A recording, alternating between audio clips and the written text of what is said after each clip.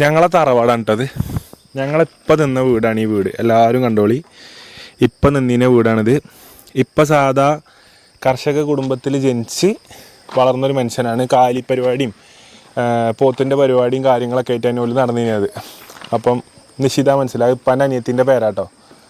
ഇപ്പാൻ്റെ പെങ്ങളാണ്. ഇവൾക്ക് ആകെ ഒരു പെങ്ങളുള്ളൂ. മൂത്താപ്പാക്കും ഓപ്പനാപ്പാക്കും കുഞ്ഞണിയപ്പാക്കും കൊച്ചാപ്പ അപ്പച്ചിക്ക്. ഇവൾക്ക് നാലാൾക്ക് ആകെ ഒരു പെങ്ങളുള്ളൂ. അത് നിശമ്മയാണ് കേട്ടോ. അപ്പം നിശമ്മേൻ്റെ പേരിലാണ് വീട്.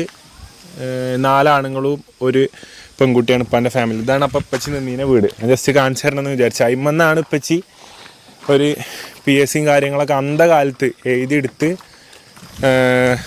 B.Edനും ഇതൊക്കെ പഠിച്ച് PG ഒക്കെ റാങ്ക് ഹോൾഡറായി മഹാരാജാസിൽ പഠിച്ച് PSMO തിരൂരങ്ങ PSMO കോളേജ് അതുപോലെ കുറേ കോളേജ് ഉണ്ട് ഇപ്പച്ചി പഠിച്ച്. ഇപ്പച്ചി പറഞ്ഞാൽ മറ്റേ ടൈപ്പ് പഠിപ്പിച്ചിന്. അതായത് പഠിച്ചിട്ടും തീരാത്തല്ല. അതിൻ്റെ ഇടയിൽ മദ്രസയിൽ ഉസ്താദായി ഇപ്പച്ചി നിന്നീനി. കുറേ കാലം ചില്ലറ പൈസ ഉണ്ടാക്കാൻ വേണ്ടിയിട്ട് കിട്ടുന്ന ടൈമിലൊക്കെ ചില്ലറ പൈസ ഉണ്ടാക്കാൻ വേണ്ടിയിട്ട് മദ്രസയിൽ ഉസ്താദായി വർക്ക് ചെയ്തു. പിന്നെ ഫുഡും ഫ്രീ ആവും. അപ്പോൾ അതൊക്കെ കണ്ട് അങ്ങനെ ഇപ്പച്ചി പോയിന് കേട്ടോ.